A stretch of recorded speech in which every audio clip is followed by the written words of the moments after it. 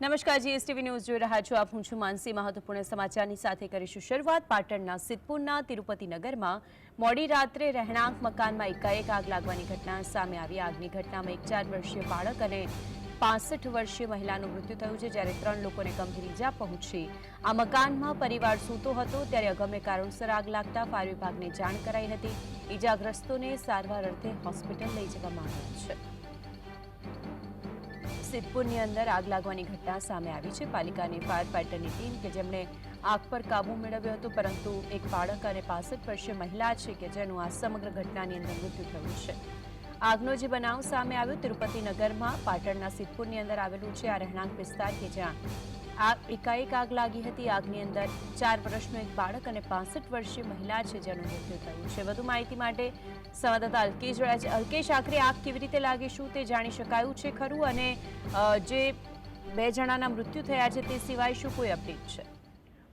જે ચોક્કસ માનસી, જો એક દુઃખદ ઘટનાની વાત કરીએ તો સિદ્ધપુરમાં ગત મોડી રાત્રે એક રહેણાંક મકાનમાં એકાએક આગ લાગી હતી. આગ એટલી બધી વિકરાળ હતી કે જેને અંદર રાત્રે જે પરિવાર સૂતો હતો એ પરિવારમાંથી એક 65 વર્ષીય મહિલા અને 4 વર્ષીય બાળકનું દાઝી જતા મોત થયું હતું.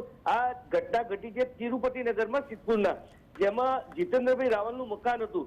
જ્યારે આ ઘટનાની જાણ સિદ્ધપુર પાલિકા ફાયર ફાઇટરને કરતા ઘટના સ્થળે પહોંચી આગ ઓલવવાની કોશિશ કરી, પરંતુ જે વૃદ્ધ અને બાળક હતું એને બચાવી શક્યા નહીં. આ ઘટના ખૂબ જ દુઃખદ ને ગઈકાલ રાત્રે આ બનાવ શેને કારણે બન્યું છે એની અત્યારે હાલ તપાસ કરવામાં આવી છે. સિદ્ધપુર પર પોલીસ ઘટના સ્થળે પહોંચી છે. તેમજ જે 3 ઈજાગ્રસ્તો છે ઈજાગ્રસ્તોને સિદ્ધપુરની રેફરલ હોસ્પિટલમાં સારવાર અર્થે ખસેડવામાં આવે છે.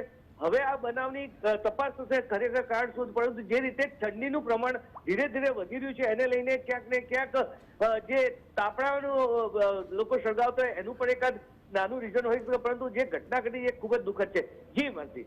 બિલકુલ અલ્કેશ, આભાર માહિતી માટે.